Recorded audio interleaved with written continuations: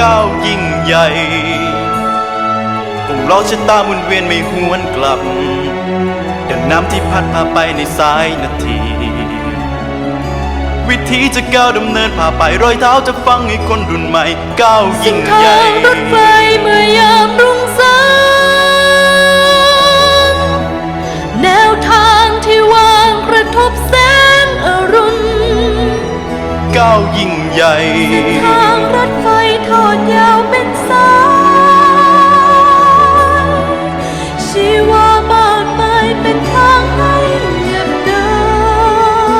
นดังสายรุ้งบนท้องนภาทางใหม่ยาวไกลหนักหนา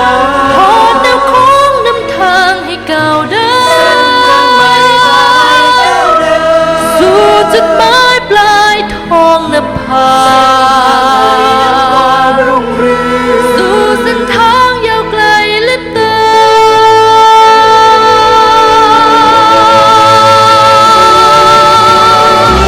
เมื่อชะตามาถึงจุดเปลี่ยนเราได้โชคชะตาเส้นทางนี้จำเป็นต้องเลือกเดินจุดหมายปลายทางข้างหน้าที่เราเลือกเดินสู่เส้นทางยาวไกลลิ้นตา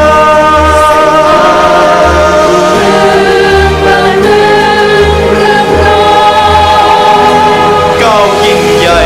เราเรียนรู้เพื่อความยิ่งใหญ่วางแนวทางเพื่อความก้าวไกลสร้างวิถีคนเมืองรุ่นใหม่เมืองรุ่นมารุ่งเรืองเฟื่องฟูบ้านของเราก้าวไกลเมืองเราไปรถมาใช้สิ่งทุกวันเรื่องลือรวมกันสร้างเพื่อมาสร้างตำนานเพื่อบ้านเมืองลำปางรุ่งเรืองไม่น้อยหน้าใคร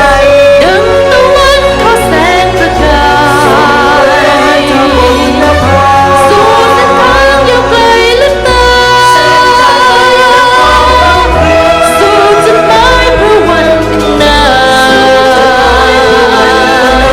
เมื่อเรามาดันสิวิไลเส้นทางรุ่งเรืองบ้านเมืองเรียบร้อยเมืองลำปาง เราเรียนรู้เพื่อความยิ่งใหญ่สร้างวิถีคนเมืองรุ่นใหม่วางแนวทางเพื่อความก้าวไกลเมืองรถม้า